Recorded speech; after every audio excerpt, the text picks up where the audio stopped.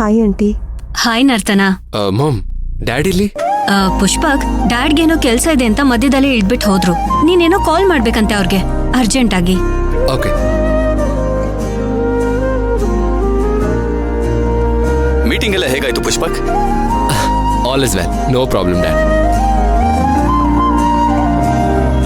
ನಾನು ಆಮೇಲೆ ಕಾಲ್ ಮಾಡ್ತೀನಿ. Okay dad, bye. ಏನ್ ಮಾಮ್, ಬಾಲರಾಜ್ ವಿಚಾರದಲ್ಲಿ ಡ್ಯಾಡ್ ನನಗೆ ನೀನು ತಪ್ಪು ಮಾಡಿದ್ಯಾ ಅಂತ ಹೇಳ್ತಾರೆ ಅಂತ ಅನ್ಕೊಂಡ್ರ? ಇಲ್ಲ ಮಾಮ್, ಡ್ಯಾಡ್ಗೆ ನನ್ನ ಮೇಲೆ ಸಂಪೂರ್ಣ ನಂಬಿಕೆ ಇದೆ. ಆದರೆ ನಿಮಗೆ ನನ್ನ ಮೇಲೆ ನಂಬಿಕೆನೇ ಇಲ್ಲ mom. At least for god sake ಒಂದ್ಸಲನಾದರೂ ನನ್ನ ನಂಬಿ.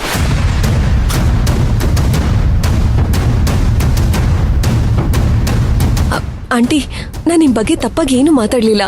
ಪುಷ್ಪಕ್ಕೂ ಅದನ್ನ ರಾಂಗ್ ಟೈಮಲ್ಲಿ ಹೇಳ್ಬಿಟ್ಟ, ಅದಕ್ಕೆ ನಿಮಗ್ ತಪ್ಪಾಗಿ ಕೇಳಿಸಿರ್ಬೋದು. ದಯವಿಟ್ಟು ನನ್ನ ಬಗ್ಗೆ ಮಿಸ್ಟೇಕ್ ಮಾಡ್ಕೋಬೇಡಿ. ಪರವಾಗಿಲ್ಲ ನರ್ತನ, ನನಗೆ ಅದ್ರ ಬಗ್ಗೆ ಯೋಚನೆ ಇಲ್ಲ. ನನಗೆ ಯೋಚನೆ ಆಗಿರೋದು ಅಪ್ಪ ಮಗನ ಬಗ್ಗೆ. ಅವ್ರು ಹೇಗ್ ಮಾತಾಡ್ತಾರೆ ಅಂತ ನೀನೇ ನೋಡಿದ್ಯಲ್ಲ, ಒಂದೇ ತರ ನಡ್ಕೋತಾರೆ. ಇಷ್ಟು ವರ್ಷ ಹೇಗೋ ನಿಭಾಯಿಸ್ಕೊಂಡ್ ಬಂದಿದ್ದೀನಿ. ಆದ್ರೆ ನೀನು ಪುಷ್ಪಕ್ನ ಮದ್ವೆ ಆಗೋಳು. ನೀನವನ್ನ ಹೇಗ್ ದಾರಿಗೆ ತರ್ತೀಯೋ ನನಗದೇ ಅರ್ಥ ಆಗ್ತಾ ಇಲ್ಲ.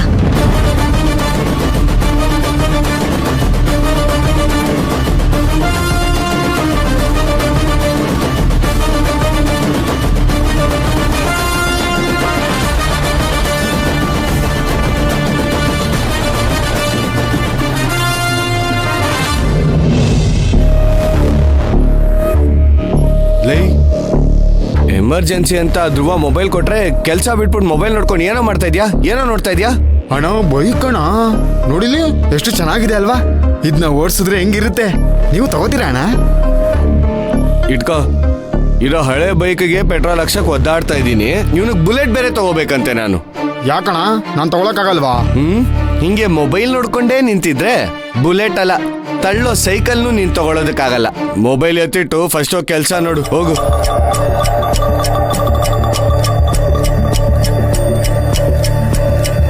ಅಲ್ಲ, ಇವನ್ ಮುಖ ನೋಡಿದ್ರೆ ಬುಲೆಟ್ ತಗೊಳ್ಳೋನಂಗ ಕಾಣ್ತಾ ಇದ್ದಾನೆ.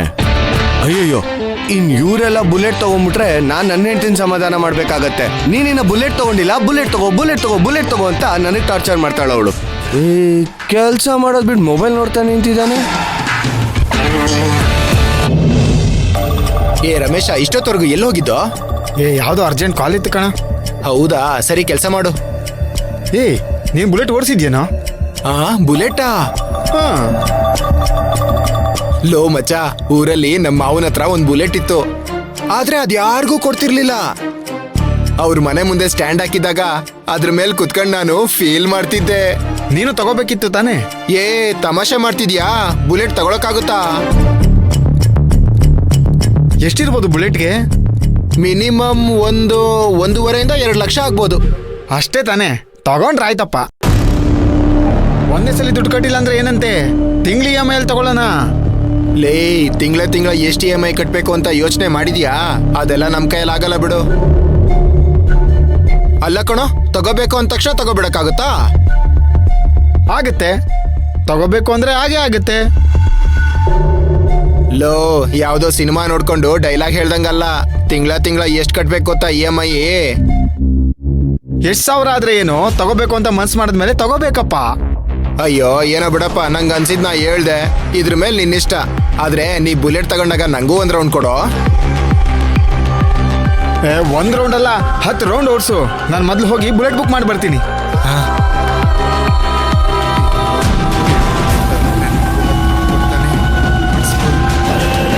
ಈ ಆರ್ಡರ್ ಕ್ಲೈಂಟ್ಸಿಗೆ ರೀಚ್ ಆಗಿದ ತಕ್ಷಣ ರಾಜೇಂದ್ರ ಸರ್ ಎಷ್ಟು ಖುಷಿ ಪಡ್ತಾರೆ ಅಂದ್ರೆ, ಪುಷ್ಪಕ್ ಸರ್ ಅಂತೂ ನನ್ನ ಪ್ರೊಡಕ್ಷನ್ ಹೆಡ್ ಮಾಡಿದ್ದಕ್ಕೆ ತುಂಬಾನೇ ಖುಷಿ ಪಡ್ತಾರೆ. ತಲೆನೇ ಕೆಡಿಸ್ಕೋಬೇಡ ಧ್ರುವ. ನಂಗೆ 1 2 ರಜೆ ಬೇಕಿತ್ತು. 2 ವಾರ? ಯಾಕೋ? ಅದು ಮನೆಯಿಂದ ಕಾಲ್ ಬಂದಿತ್ತು. ಅಮ್ಮಂಗೆ ಹುಷಾರಿಲ್ವಂತೆ, ಸ್ವಲ್ಪ ಹಾಸ್ಪಿಟ್ಲಿಗೆ ಹೋಗಿ ತೋರಿಸ್ಬಂದ್ಬಿಡ್ತೀನಿ. ಅಮ್ಮಂಗೆ ಹುಷಾರಿಲ್ವೇನೋ? ಮತ್ತಿವಾಗ್ಲೇ ಹೊರಡು. ನಿನ್ಗೆ ಪೂರ್ತಿ ದಿನ ಲೀವ್ ಬೇಕಾದ್ರೂ ಹೇಳು, ಪರವಾಗಿಲ್ಲ. ಇಲ್ಲ, ಪೂರ್ತಿ ದಿನ ಎಲ್ಲ ಬೇಡ, 2 ಅವರ್ ಸಾಕು. ಹಿಂಗೆ ಬಂದ್ಬಿಡ್ತೀನಿ. ಸರಿ. ಏನಾದ್ರೂ ಬೇಕು ಅಂದ್ರೆ ಕಾಲ್ ಮಾಡು, ಸಂಕೋಚ ಪಡ್ಕೋಬೇಡ. ಸರಿ ಆಯ್ತು. ಪಾಪ ಅಮ್ಮನ್ಗೆ ಹುಷಾರಿಲ್ವಂತೆ. ದುಡ್ಗಿಡ್ ಏನಾದ್ರು ಬೇಕಾಗಿತ್ತೇನೋ ಅವನ್ಗೆ? ಕಾಲ್ ಮಾಡಕ್ ಹೇಳಿ. ಧ್ರುವವ್ರೆ, ರಮೇಶ್ ಎಷ್ಟು ವರ್ಷದಿಂದ ಇಲ್ಲಿ ಕೆಲಸ ಮಾಡ್ತಿದ್ದಾನೆ? 1 ಒಂದು ಸುಮಾರು 8 ವರ್ಷ ಆಗಿರ್ಬೋದಾ? 8 ವರ್ಷದಿಂದ ಕೆಲಸ ಮಾಡ್ತಾ ಇದ್ದಾನೆ. ಯಾಕೆ? ಇಲ್ಲ ಇಲ್ಲ, ಸುಮ್ನೆ ಕೇಳ್ದೆ. ಅರೆ, ಯಾಕೆ ನಾಗ್ತಿದ್ದೀರಾ? ನೀವ್ ಯಾರ ಬಗ್ಗೆನಾದ್ರೂ ಸುಮ್ನೆ ಕೇಳ್ತೀರಾ? ಏನಾದ್ರೂ ಒಂದ್ ಕಾರಣ ಇರತ್ತೆ. ಹಾಗೆಲ್ಲ ಏನು ಇಲ್ಲದ್ರು ಅವರೇ, ಸುಮ್ನೆ ಕೇಳ್ದೆ. ಸರಿ, ನಿಮ್ಗೆ ಹೇಳ್ಬೇಕು ಅನ್ಸಿದ್ರೆ ಹೇಳಿ, ಪರವಾಗಿಲ್ಲ. ಸರಿ, ಪೂಜೆಗೆ ಏನೇನ್ ಸಾಮಗ್ರಿಗಳು ಬೇಕು ಎಲ್ಲ ಲಿಸ್ಟ್ ಮಾಡ್ಕೊಂಡಿದ್ದೀರಾ? ಹೌದು, ಬರ್ದಿಟ್ಟಿದೀನಿ. ನಾವು ಕೆಲಸ ಮುಗಿಸ್ಕೊಂಡು ಮನೆಗೆ ಹೋಗ್ಬೇಕಾದ್ರೆ ಅವನ್ದಿವೆ ತಗೊಂಡು ಹೋಗೋಣ. ಸರಿನಾ? ಸರಿ. ಸರಿ, ನಾನು ಎಲ್ಲ ರಿಪೋರ್ಟ್ಸ್ ಎಲ್ಲ ರೆಡಿ ಮಾಡ್ತೀನೋ? ಸರಿ ಸರಿ ಸರಿ, ಎಲ್ಲ ಮುಗಿಸ್ಕೊ.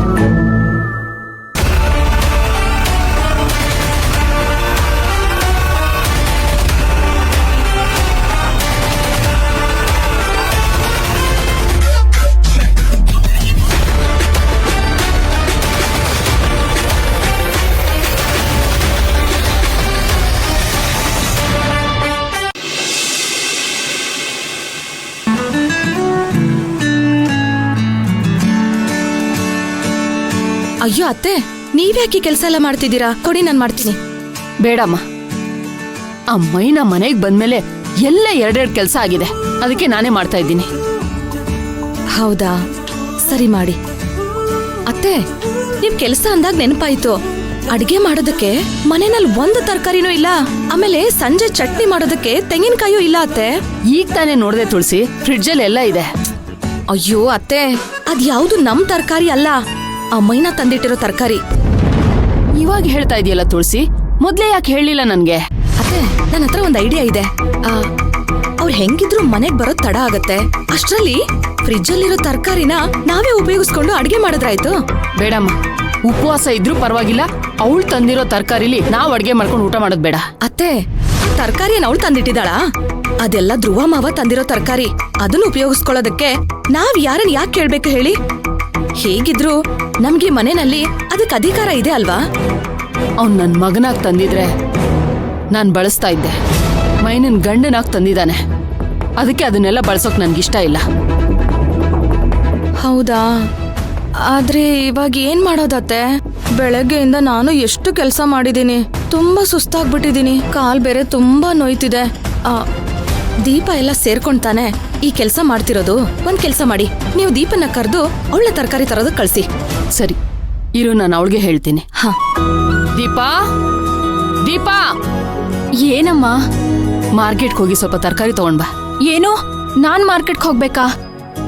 ಏನಮ್ಮ, ಓದ್ಕೊಂತಿರೋಳ್ನ ಕರೆದು ಮಾರ್ಕೆಟ್ಗೆ ಹೋಗು ಅಂತಿದ್ಯಲ್ಲ, ಯಾವಾಗ್ಲೂ ನೀನ್ ತಾನೇ ಹೋಗ್ತಿದ್ದಿದ್ದು? ಹೌದು ಕಣೆ, ಯಾವಾಗ್ಲೂ ನಾನೇ ಹೋಗ್ತಿದ್ದೆ. ಈಗ ಕಾಲ್ ನೋವ್ತಿದೆ. ತುಳಸಿಗೆ ಹೋಗು ಅನ್ನೋಣ ಅಂದ್ರೆ ಅವಳಿಗೆ ಈ ಏರಿಯಾ ಗೊತ್ತಿಲ್ಲ, ಅದಕ್ಕೆ ಹೋಗ್ಬಾ ನೀನು.